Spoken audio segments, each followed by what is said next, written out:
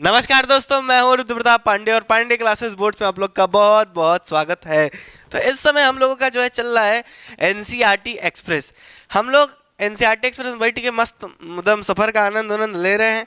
क्या चीज़ का सफ़र कर रहे हैं? Political science. ठीक है, हम लोग के क्लास 11th का पॉलिटिकल साइंस का जो किताब है कॉन्स्टिट्यूशन एंड वर्क वाला, इंडियन कॉन्स्टिट्यूशन एंड वर्क वाला, इस चीज़ का एनसीईआरटी एक्सप्रेस चल रहा है। ये पूरा का पूरा किताब हम लोग चाट जाएंगे एकदम बेहतरीन तरीके से। ठीक है, इसके पिछले वाला वीडियो में ही हम लोग 5वां चैप्टर जो है लेजिस्लेचर का स्टार्ट कर दिए थे। वीडियो थोड़ा लंबा गया था क्योंकि हम लोग तो सब बढ़िया से इधर उधर का भी बात उसमें किए थे, अच्छे से समझे थे। आज जो आपका एनसीईआरटी है 100 पेज, जो 100 पेज नंबर है वहाँ से चीज़ें स्टार्ट हो रही हैं। जैसे कि आपको 2 मिनट लगता है दिखा दें। यहाँ से आपका चैप्टर स्टार्ट हुआ था। इसके पहले वाले वीडियो में पहला पन्ना, दूसरा पन्ना, तीसरा, चौथा कवर कर लिए थे। आज हम लोग 104 पूरा, 105 पूरा और 106 पूरा, यानी कि बेसिकली कहते हैं आपको तो राज्यसभा और लोकसभा वाला जो पूरा टॉपिक है उसको ख़त्म कर देंगे इस वीडियो में। तो फटाफट से कॉपी पेन निकाल करके बैठिए, नोट्स जरूर बनाते रहिएगा और डिस्क्रिप्शन में जा करके नोट्स जो है इसके पीडीएफ होंगे। आप लोग तो देखे ही हैं, पीडीएफ आप लोग देखे ही हैं, नोट्स होंगे, उसको डाउनलोड कर लीजिएगा और क्वेश्चंस बहुत सारे होंगे उसमें, उसको भी देख लीजिएगा। तो चलिए फटाफट से बढ़ते हैं। लिखना जरूर भैया, गोड़ धर रहे हैं, नोट्स जरूर बनाना। नहीं नोट्स बनाओगे तो जान जाओ कलम नहीं चलती है ना जब पढ़ते वक्त, तो पढ़ाई को ताका पे टांग दो, कोई मतलब नहीं होता है। तो चलो फटाफट से वीडियो को स्टार्ट करते हैं, मजा लेंगे इस सफ़र का, अंत तक बने रहिएगा। चलिए स्टार्ट करते हैं आज के अपने एनसीईआरटी एक्सप्रेस के सफ़र को। तो आज की चर्चा जो है हम लोग का होगा राज्यसभा और लोकसभा के बारे में। पेज नंबर 104, 5 और 6 का पूरा निचोड़ हम आपको आज दे देंगे इस वीडियो में। तो चलिए फटाफट से स्टार्ट करते हैं। बेसिक आइडिया आपको पहले हम दे दिए थे इसके पहले वाले वीडियो में। किसी भी देश के सरकार चलाना होता है तो सरकार जो है अकेले कोई पार्टी वोटी नहीं बनाती है। 4-5 तो पिलर होता है, लेजिस्लेचर होता है, एग्जीक्यूटिव होता है, जुडिशरी होता है और मीडिया होता है। हम लोग लेजिस्लेचर का चैप्टर पढ़ रहे थे, लेजिस्लेचर का टॉपिक पढ़ रहे थे। लेजिस्लेचर जो है कानून बनाने वाला होता है। और क्या होता है फटाक से बताइए? सेंट्रल लेवल पर कानून बनाने के लिए पार्लियामेंट में बैठ कर बनेगा, राज्य का कानून बनाने के लिए स्टेट लेजिस्लेचर में बैठ करके बनेगा। हम लोग बाइक कैमलर पढ़ लिए थे कि पार्लियामेंट में 2 घर होता है, एक तो राज्यसभा और लोकसभा। तो आज हम लोग राज्यसभा और लोकसभा जो पार्लियामेंट का 2 घर है उसके ऊपर चर्चा करने वाले हैं। अब आपको बेसिक आइडिया तो हो ही गया है। यहाँ पर देखिए फटाफट से, ये हमारी पार्लियामेंट थी। ठीक है, यहाँ पर 2 घर थे भैया, है ना। एक घर का नाम था राज्यसभा, दूसरे घर का नाम था लोकसभा। इसी के बारे में आज जो है हम लोग चर्चा करने वाले हैं, पूरा एकदम खत्म कर देंगे राज्यसभा और लोकसभा को। तो चलिए सबसे पहले जो है हम लोग बढ़ते हैं किसके तरफ? अपने राज्यसभा की तरफ। देखिए ध्यान से, यहाँ पर आप लोग पार्लियामेंट देख चुके हैं, ये हम लोग का पार्लियामेंट है ना, ये सीन है। आज हम लोग सबसे पहले लोकसभा के बारे में बढ़ते हैं। अब देखिए आपके एनसीईआरटी की किताब के आने से पहले, उसके ऊपर आने से पहले बेसिक हम लोग कंपैरिजन कर लेते हैं और बेसिक माहौल समझ लेते हैं कि राज्यसभा का होता है, लोकसभा का होता है। मतलब एक नॉर्मल तरीके से बातचीत कर लेते हैं। आइए देखिए फटाफट से। तो राज्यसभा और लोकसभा बस 2 घर का नाम है पार्लियामेंट के। अगर हम अपने कॉन्स्टिट्यूशन का बात करें तो आर्टिकल नंबर 80 में राज्यसभा का चर्चा हुआ है, आर्टिकल नंबर 81 में जो है आपके लोकसभा का चर्चा हुआ है। तो जाहिर सी बात है हमारे पार्लियामेंट का चर्चा जो है किस में होता है? अगर हम पूरे के पूरे बिल्डिंग का बात करें तो बिल्डिंग का चर्चा हमारे 79 आर्टिकल में होता है। उसके बाद 80 में राज्यसभा, 81 में लोकसभा। फिर फटाफट से राज्यसभा के बारे में बात कर लेते हैं। तो देखो भाई, राज्यसभा का दूसरा नाम काउंसिल ऑफ स्टेट भी कहते हैं इसको, है ना। राज्यसभा को काउंसिल ऑफ स्टेट के नाम से भी जाना जाता है। इसको हम परमानेंट हाउस कहते हैं। और यहाँ पर परमानेंट हाउस किस लिए कहते हैं इसको, राज्यसभा को? इसको ध्यान से थोड़ा समझ जाइए। क्यों? क्योंकि राज्यसभा जो है ये कभी भी जो है भंग हो ही नहीं सकती। कैसा ये भंग कैसा है? क्या गिर जाएगी बिल्डिंग या गिर जाएगी क्या? नहीं, देखो भंग का क्या बात है ना, यहाँ पर 2 सीन समझिए। ये आपका लोकसभा है, ठीक है, ये आपका लोकसभा है। लोकसभा में एक जो है जरूरी चीज ये होती है कि जो सरकार है टेम्पोररी हाउस है लोकसभा। यहाँ पर क्या है ना कि जैसे ही यहाँ पर एमएलए होते हैं, मान लीजिए आपके टोटल 545 सीट है, 273 पे बहुमत होता है। तो जिस पार्टी की 273 सीट के 273 एमएलए अपना बैठे रहते हैं तो पार्टी चलती रहती है। जौने दिन जैसे ही इसमें से 10-20 ठो एमएलए जो है अपना रिटायरमेंट दे दिए, इस्तीफा दे दिए, तब तो सिस्टम गड़बड़ा जाएगा, तब तो बहुमत में सरकार रह नहीं जाएगी और खट से क्या हो, सरकार गिर जाएगी। अब मान लो, सीन समझो ध्यान से, इसको हम क्यों यहाँ पर इस चीज को बहुत बेहतरीन तरीके से हमें समझना पड़ेगा कि भाई साहब ये परमानेंट हाउस और टेम्पररी हाउस का क्या खेल है, इस पे हम अच्छे से आएंगे। सबसे पहले ध्यान समझ जाइए, राज्यसभा को हम काउंसिल ऑफ स्टेट भी कहते हैं और आपकी लोकसभा को हाउस ऑफ पीपल भी कहते हैं। पीपल क्यों? क्योंकि ये लोगों के द्वारा डायरेक्ट भैया चुने जाते हैं, इसलिए ये हाउस ऑफ द पीपल है और ये काउंसिल ऑफ स्टेट है। यहाँ पर दो चीज को बहुत ध्यान से हमें समझना पड़ेगा कि इसको टेम्पोररी हाउस क्या कहते हैं, उसको परमानेंट हाउस क्या कहते हैं, इसको बात से समझिए ध्यान से। अगर हम बात करते हैं, देखिए राज्यसभा में और लोकसभा में, तो देखो लोकसभा का क्या सिस्टम है, लोकसभा में टोटल 545 जो है, उसमें 545 कुर्सियां हैं, मान लो ये देखो जैसे ये सिस्टम है ना, तो ऐसे 545 कुर्सी है, 545 लोग जो है बैठ सकते हैं। अब किसी भी पार्टी का 200 से लेकर के 200 जो है 73 अगर एमएलए बैठे हुए हैं, यानी कि वो बहुमत में है। बहुमत में क्या है मतलब मेजोरिटी में है, तब तो उसकी सरकार मस्ती से चलती रहेगी।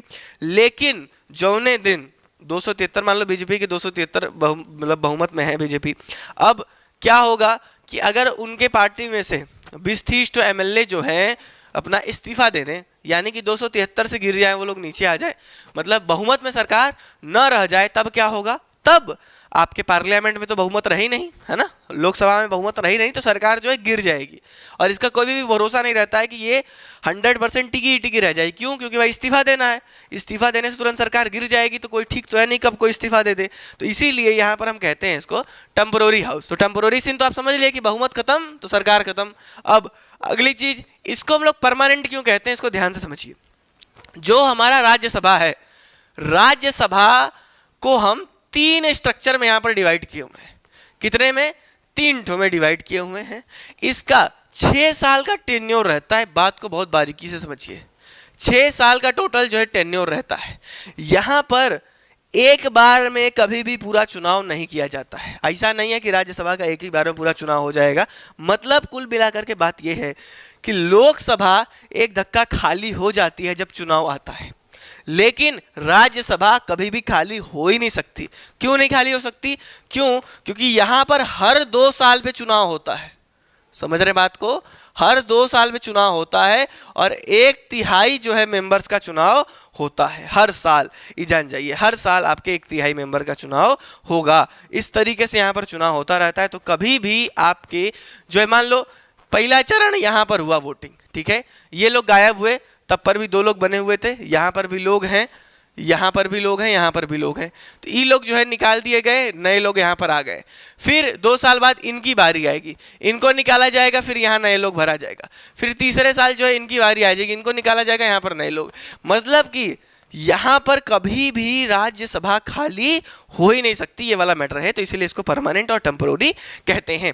अब इसको अपर हाउस के भी नाम से जाना जाता है और लोकसभा को लोअर हाउस के नाम से भी जाना जाता है। यहाँ पर हम देखें तो जो राज्यसभा है वहाँ पर इनडायरेक्ट इलेक्शन होता है। इनडायरेक्ट इलेक्शन मतलब क्या? यहाँ का जो सीन है वो कुछ इस प्रकार से है कि आप मतलब डायरेक्ट जो जनता है ना, आप हैं जो 18 साल के हो गए हैं, जनता कभी भी डायरेक्टली जाकर के किसी भी राज्यसभा के मेंबर को नहीं चुनती है। क्या होता है यहाँ पर सिस्टम? यहाँ पर आप लोग अक्सर देखते होंगे तो आप लोग अपना विधायक चुनते हैं।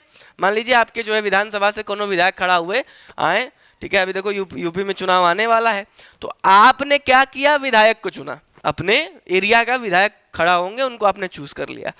आपके विधायक जा करके राज्यसभा के मेंबर्स को चुनते हैं। सीन समझ गए?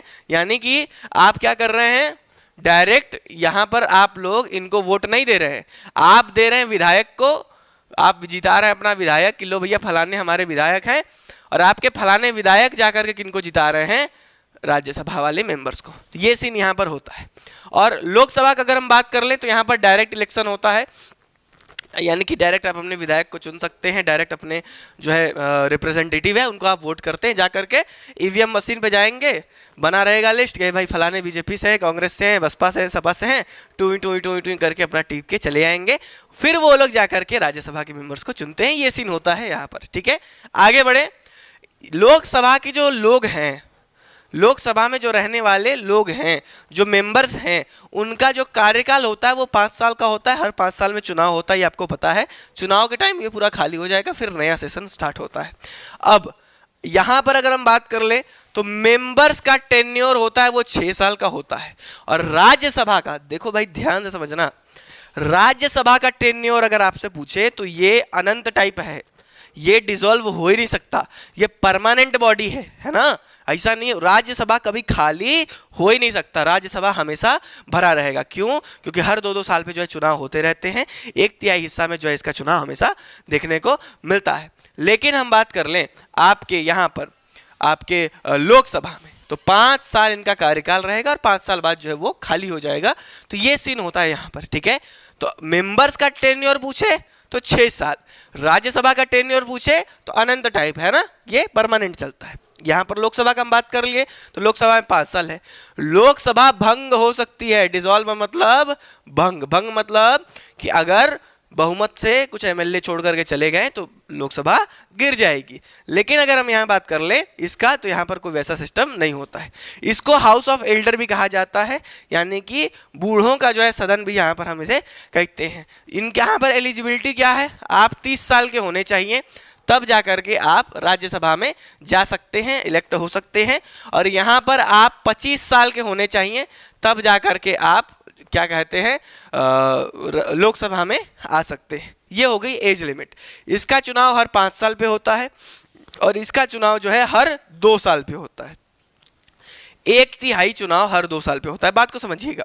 यहां पर तो इलेक्शन कितने साल में हो गया भाई, 5 साल में होकर के खत्म हो गया। लेकिन राज्यसभा का इलेक्शन 1/3 लोगों का हर 2 साल में होता है।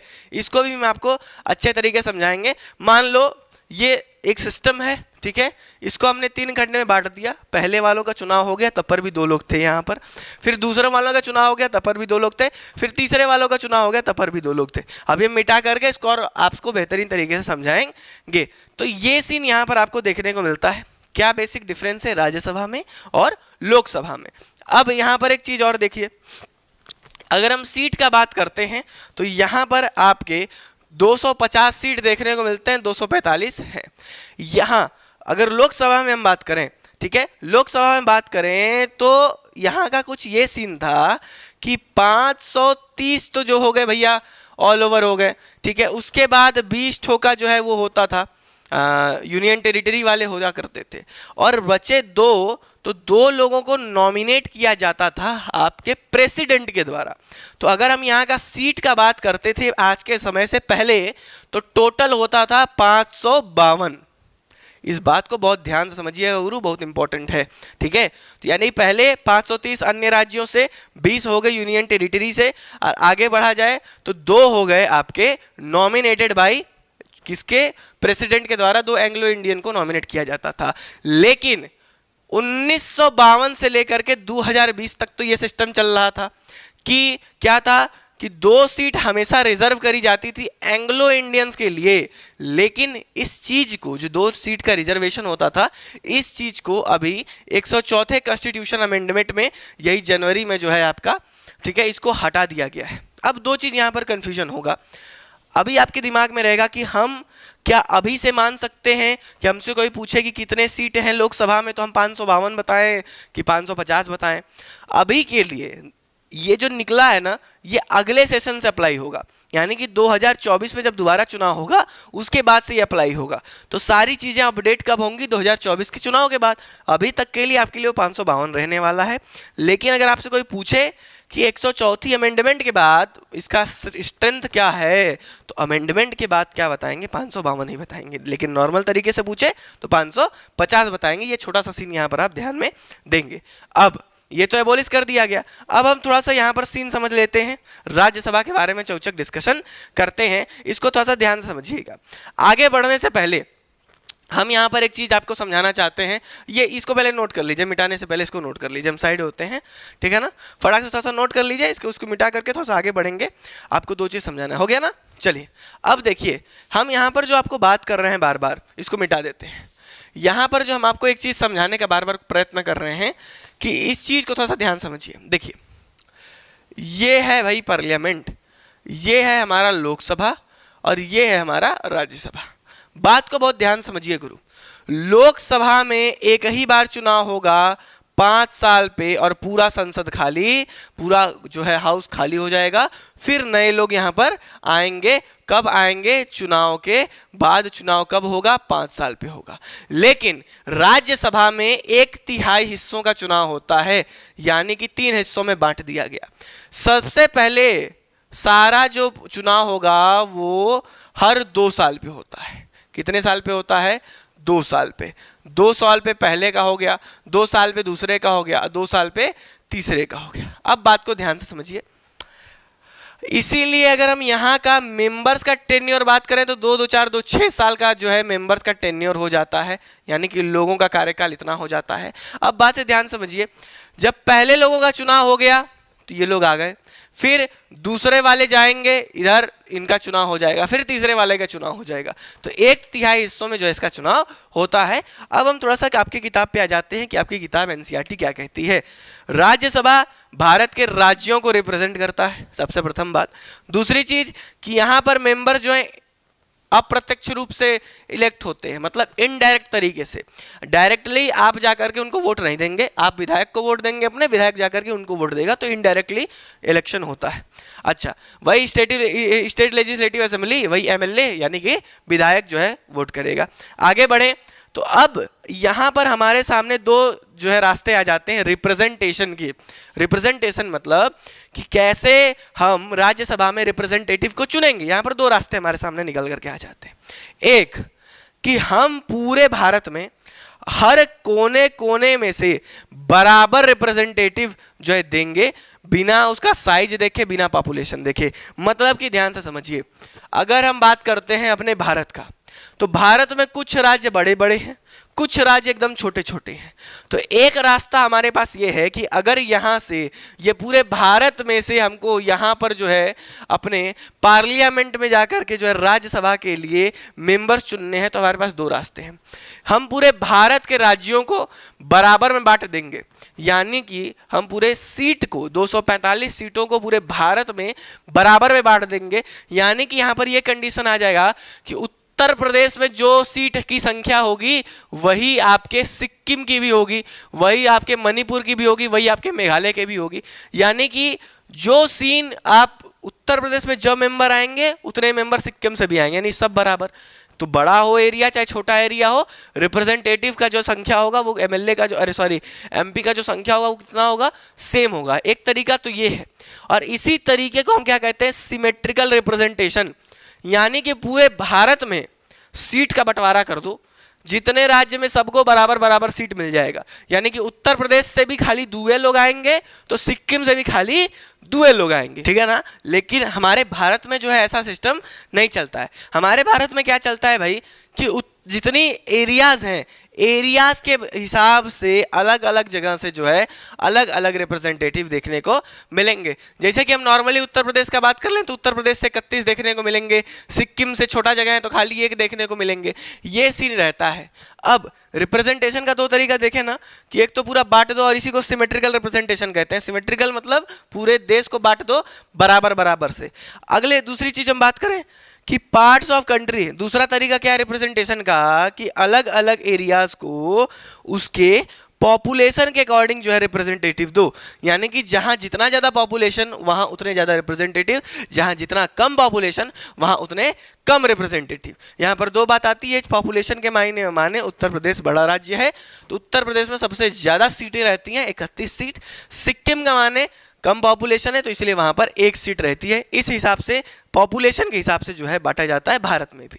तो यहां पर क्या होगा, रीजन्स और पार्ट्स जो कि मैक्सिमम पॉपुलेशन होंगे, जो जिस एरिया का, जिस स्टेट का ज्यादा जनसंख्या होगा उसके मेंबर ऑफ पार्लियामेंट राज्यसभा में उतने ज्यादा होंगे, ठीक है ना। ये सीन यहां पर आपको देखने को मिलता है। इसके अलावा यहाँ पर थोड़ा सा हमें यूएस की चर्चा ये लोग बुक जो है हम लोग को थोड़ा सा यूएस घुमा देती है, यूएस में थोड़ा सा भेज देती है। वहाँ का सीन क्या है आपको देखने को मिलता है, इसको बहुत ध्यान से समझिए। यूएस का अगर हम बात करें तो यूएस में अलग अलग स्टेट्स जो है ना, इन सब में बराबर बराबर रिप्रेजेंटेटिव आते हैं। यानी कि अगर हम बात करें कि न्यू मैक्सिको का जो जितने रिप्रेजेंटेटिव होंगे वहाँ के सेनेट में, उतने ही कैलिफोर्निया के होंगे, उतने ही उताह के होंगे, उतने ही कोलोराडो के होंगे, उतने ही जो है आपके वाशिंगटन डीसी के होंगे। मतलब बराबर राज्य से बराबर ही रिप्रेजेंटेटिव जाएंगे। यूएस जो है ये सिस्टम को फॉलो करता है, वहाँ का ये सेनेट है, आप देखिए, ठीक है। तो यहाँ से हर एक राज्य से बराबर बराबर ये है जो वहाँ पर देखने को मिलते हैं। तो यूएस में सारे राज्य बराबर रिप्रेजेंटेशन होता है वहाँ के सेनेट में, ठीक है ना। इसका मतलब कि जो छोटे राज्य हैं उसका रिप्रेजेंटेटिव बड़े राज्य के भी रिप्रेजेंटेटिव के बराबर होगा। ये चीज़ हम भारत में अप्लाई कर सकते थे क्या? अगर भारत में हम अप्लाई करते इस चीज़ को तो उत्तर प्रदेश में भी उतने ही रिप्रेजेंटेटिव होते इतने बड़े राज्य में जितने कि एक सिक्किम में होते। तो ये सीन थोड़ा सा गड़बड़ है ना। तो इसीलिए यहाँ पर इस चीज़ को नहीं फॉलो किया गया। हम जो है क्या करते हैं, यहाँ पर आपको जो है क्या दूसरी चीज़ है कि पॉपुलेशन के हिसाब से इसको देख लेते हैं, ये चीज़ हमारा। अच्छा, दूसरी चीज़ कि हम कहाँ से डिसाइड करते हैं कि कितने मेंबर्स कहाँ से आने चाहिए, तो हम हमारे जो है कॉन्स्टिट्यूशन में 4th शेड्यूल के मदद से इस चीज़ को देखते हैं किस राज्य से कितने लोगों को लेना है। तो ये सीन हमारा जो है आपका राज्यसभा का चल रहा था, ये जो है तरीका हमारे जो है राज्यसभा का चल रहा था। अब यहाँ पर हम बात कर दें कि हम जिस हिसाब से इलेक्शन करते हैं ना, अपने आगे चलेंगे लोकसभा का चर्चा करेंगे, तो यहाँ पर एक चीज़ हम देखेंगे कि हमने अपने पूरे राज्य को, पूरे भारत को 543 कितना 543 कंस्टिट्यूएंसीज में बांट रखा है। कितने में? 543 कंस्टिट्यूएंसीज में। ध्यान से देखिए, तो उत्तर प्रदेश का ये सिस्टम है, इधर आपके मध्य प्रदेश का ये सिस्टम है, ठीक है, राजस्थान का ये सिस्टम है। ये मतलब अलग अलग जगह का अलग अलग रिप्रेजेंटेटिव को संख्या के हिसाब से बांट दिया गया है। 543 टोटल कंस्टिट्यूएंसीज में हम लोग इसको बांट देते हैं और हर एक मिल करके जो है लोकसभा में जाते हैं। अब थोड़ा सा चर्चा लोकसभा का करेंगे, साइड हो जाते हैं, इसको फटाफट से मिटाइए, आगे बढ़ते हैं लोकसभा की तरफ। ये आपकी चर्चा हो गई थी राज्यसभा के बारे में, नोट्स बना लीजिएगा, वही नोट्स हमारे ब्रह्मास्त्र हैं, जान जाओ। तो ये सारी चर्चाएं थी आपके राज्यसभा के बारे में, है ना। थोड़ा सा यहाँ पर और बात देख लीजिए कि वही हर 2 साल में जो है 1/3 मेंबर का इलेक्शन होता रहता है और ये लोग दोबारा भी इलेक्ट हो सकते हैं, है ना। तो इसकी वजह से इलेक्शन बार बार होने की वजह से ये कभी भी डिसॉल्व नहीं होता। डिसॉल्व मतलब कभी भी जो राज्यसभा है वो खाली नहीं होता है। इसकी वजह से जो है क्या होगा कि कभी डिसॉल्व नहीं हो सकता, कभी भंग नहीं हो सकता। इसीलिए हम इसको परमानेंट बॉडी कहते हैं। काहे लिए? क्योंकि अलग अलग लेवल पर 1/3 लोगों का ही हर 2 साल भी चुनाव होता है, तो कभी भी वो जो राज्यसभा है वो खाली हो ही नहीं सकती। अब खाली नहीं होगी। अब जैसे देखिए इसका एडवांटेज क्या हो जाता है, मान लीजिए कि लोकसभा बाय द वे भंग हो गई, कोई सीन है ऐसा हुआ कि 30-40 जो है आपके एमएलए क्या किए, मेंबर ऑफ पार्लियामेंट सॉरी, क्या किए कि रिजाइन दे दिए। अब रिजाइन दे दिए तो क्या होगी, सरकार गिर गई, लोकसभा तो भंग हो गया। उसी समय कुछ ऐसा आपदा आ जाता है, कुछ ऐसा प्रॉब्लम आ जाता है, एकाएक सडन कुछ ऐसा भी, मतलब कुछ भी हो सकता है। सपोज करो बाहरी देश का आक्रमण हो गया, अंदर देश में ही कुछ ऐसा गड़बड़ी हो गया, कुछ नक्सल, मतलब कुछ भी हो सकता है। ऐसा कुछ सडन बदलाव आ गया जहां पर सख्ती से डिसीजन लेने की जरूरत पड़ेगी। अब तो लोकसभा तो भंग हो चुका है, तो कौन डिसीजन लेगा?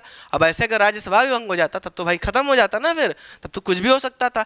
इसके वजह से यहाँ पर लोकसभा भंग हो भी गई तो क्या हुआ, राज्यसभा में भंग तो हुआ नहीं है, लोग वहां पर रहे हैं, तो इमीडिएट मीटिंग लेकर के तुरंत डिसीजन लेकर के कोई भी चीज पारित करके लागू कर दिया जाता है। तो यही इसका एडवांटेज का हम लोग बात कर रहे हैं कि अगर लोकसभा बाय द वे भंग हो भी जाती है तब पर भी जो भी जरूरी मीटिंग्स रहेंगी, डिसीजंस रहेंगे जो कि अर्जेंट में लाना चाहिए, वो राज्यसभा में हो सकता है। यहाँ पर 12 मेंबर जो हैं प्रेसिडेंट के द्वारा, राष्ट्रपति के द्वारा नॉमिनेट किए जाते हैं, ठीक है ना, नॉमिनेट किए जाते हैं, चुने जाते हैं क्या करने के लिए, जो कि लिटरेचर के क्षेत्र में बढ़िया होते हैं, साइंस के, आर्ट्स के और सोशल सर्विस के। मान लीजिए कि आप सोशल सर्विस करते हैं, साइंस के बैकग्राउंड में बहुत अच्छे जो है कुछ तगड़ा ही खोज वगैरह किए हैं, आर्ट्स में कुछ तगड़ा ही चीज़ किए हुए हैं, तो आपको जो है इलेक्ट करके यहाँ पर बुलाया जा सकता है। इसलिए कोशिश करिए लिटरेचर, साइंस, आर्ट्स, है ना, सोशल सर्विस वगैरह में उच्चतम होने का। अब हम आगे अपना जो दूसरा हाउस है, दूसरा घर है, कौन सा, लोकसभा, उसके बारे में चर्चा कर लेते हैं। लोकसभा का क्या सीन है? लोकसभा और जो आपके स्टेट लेजिस्लेटिव असेंबली होती है, दोनों का जो इलेक्शन होता है ना, डायरेक्ट लोग करते हैं ईवीएम मशीन में बटन दबाए के, ठीक है। इलेक्ट्रॉनिक वोटिंग मशीन जो हमारी है उसमें जाएंगे, पर्चा रहेगा, कमल पे दबा दिए, साइकिल पे दबा दिए, उसके बाद हाथ पे दबा दिए, मतलब जिस पे अलग अलग जो है हाथी पे दबा दिए, अलग अलग चुनाव चिन्ह रहेगा, उस पर डायरेक्ट जो है वोट देते हैं आपकी यूनिवर्सल एडल्ट सफरेज वाला जो यहाँ पर सीन होता है उसके तहत, ठीक है ना। आगे बढ़ा जाए तो हर वोट का वैल्यू सभी इंडिविजुअल वोट के बराबर होता है। मेरा वोट भी, आपका वोट भी, हर लोगों का वोट बराबर रहता है, ठीक है ना। यहाँ पर भारत को जो है 543 कंस्टिट्यूएंसीज के ऊपर बांट दिया गया है। अब ध्यान से समझिए, ये हमारा पूरा इंडिया है, ठीक है। अब पूरे इंडिया को अगर आपको ध्यान से दिख रहा होगा तो ये भारत को देखिए छोटे छोटे कॉन्स्टिट्यूएंसीज में बांट करके एकदम अलग अलग रख दिया गया है। हर एक कॉन्स्टिट्यूएंसीज में जो है अपना एमएलए वगैरह लड़ेंगे, जीतेंगे, वहां से जीतने के आने के बाद 543 जो है ऑल ओवर इंडिया में जीत करके आएंगे और आपके लोकसभा में आकर के जो है काम करते हैं। ये वाला सीन आपको यहाँ पर देखने को मिलता है। अगला, जो चुने हुए जो इलेक्टेड मेंबर्स होंगे उनका समय कार्यकाल 5 साल का होता है। ये भंग हो सकती है। कब भंग हो जाएगी? जब कोई भी गवर्नमेंट ना बना पाए, गवर्नमेंट बहुमत में ना रह पाए तो ये भंग हो जाएगी, या फिर प्राइम मिनिस्टर जो है प्रेसिडेंट को एडवाइस दे करके इसको डिसॉल्व करवा सकते हैं और फिर नया इलेक्शन जो है यहाँ पर देखने को मिल सकता है। तो ये थी हमारी पूरी की पूरी कहानी आपके राज्यसभा और लोकसभा के बारे में। एनसीईआरटी का जो भी 104, 5 और 6 पेज नंबर पे राज्यसभा और लोकसभा पे संपूर्ण चर्चा हम लोग कर चुके हैं। डिस्क्रिप्शन में जाइएगा तो ये देखिए, डिस्क्रिप्शन में जब आप जाएंगे तो आपको ये नोट्स देखने को मिल जाएंगे, हमका पास ले जाते हैं। देखिए यहाँ पर क्वेश्चंस जो है दिए हुए हैं, ठीक है, काफ़ी हद तक। तो आप डिस्क्रिप्शन में जा करके इसका पीडीएफ का लिंक होगा, उसको डाउनलोड करके ये जो जितने सारे क्वेश्चंस हैं इसको आप देख लीजिए। इसको कोशिश करिए बताने का, क्योंकि सभी चीज़ हम डिस्कस कर चुके हैं तो आप आराम से उसको कर लेंगे। तो बस हमारा यहाँ पे लोकसभा और राज्यसभा खत्म होता है। आज के एनसीईआरटी एक्सप्रेस में बस इतना ही। हमने अच्छे से सफ़र का आनंद लिया, जान गए राज्यसभा के बारे में और लोकसभा के बारे में, ठीक है। तो अगले एनसीईआरटी एक्सप्रेस जो अगला हमारा सेशन होगा, तीसरा होगा लेजिस्लेचर का, उसमें हम आगे की सारी चीज़ें करेंगे। हमको उम्मीद है 4 से 5 में ये पूरा का पूरा खत्म हो जाएगा। हम एक बार फिर से आपको बता देते हैं, ये लेक्चर्स थोड़ा सा लंबे लंबे इसलिए आ रहे हैं क्योंकि हम एक हर पॉइंट को टच करना चाहते हैं, विधिवत आराम समझना चाहते हैं। आपके पास हम फिर हमेशा कहते हैं 2 रास्ते हमने आपको दिए हुए हैं। ट्रेन है भाई, आराम से धीरे धीरे चलेगी, माहौल का आनंद लेते हुए चलेगी, हर एक चीज़ को सारा नज़ारा देखते हुए हम लोग चलेंगे खिड़की सीट में बैठ करके। अगर आपको बहुत जल्दी जाना है, आप बहुत जल्दी में हैं, तो इसीलिए आपके लिए भी हम व्यवस्था करके रखे हैं, ठीक है। आपके लिए फ्लाइट का इंतजाम किए हुए हैं, 1 शॉट सीरीज़ चलेगी, ठीक है, हर एक सब्जेक्ट का 1 शॉट सीरीज़ का प्लेलिस्ट देख लीजिए। 1 से 1.5 घंटे में, 2 घंटे में पूरा चैप्टर खत्म कर दिए हैं। बढ़िया से करना है, इससे करो, जल्दी में करना है उससे करो, हमने दोनों रास्ता आपको दे दिया है। और साथ ही में एकेडमिक्स की तैयारी हमेशा से पांडे क्लासेस बोर्ड्स पे, NCERT express Pandey classes boards पे। अभी से यूपीएससी की तैयारी करना चाहते हैं तो चले जाइए पांडे क्लासेस परीक्षा पे। जितनी कॉम्पिटिटिव परीक्षाएं होंगी वहाँ पर पॉलिटिकल साइंस का जो है सीरीज़ चल रहा है बेहतरीन तरीके से, ठीक है। उस पर हो जाएगा सारा कंपटीशन का तैयारी, उस पर हो जाएगा।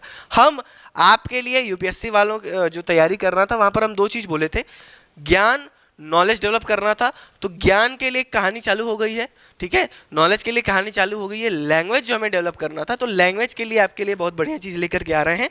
फुल इंग्लिश का पैकेज कोर्स आपके लिए होगा। मतलब कि आप अंग्रेजी के बारे में भी नहीं जानते हो, 0 से लेकर के कुछ जानते नहीं अंग्रेजी क्या होता है, पूरी की पूरी अंग्रेजी हम आपको बताएंगे। वो पूरा का पूरा कोर्स जो होगा वो यूट्यूब पांडे क्लासेस परीक्षा पे जल्द ही लॉन्च होगा। तो ऐसा टाइम है, देखेंगे तो सरस्वती पूजा के आसपास हम वहाँ पर लॉन्च कर देंगे, ठीक है। तो और जीके पांडे क्लासेस जीके पे जा करके ज्ञान की गंगा बहती है, वहाँ पर डुबकी उबकी लगाइए। तो बस आज के वीडियो में इतना ही, मिलेंगे आपसे अगले वीडियो में, तब तक के लिए पढ़िए, बाय बाय, नमस्कार।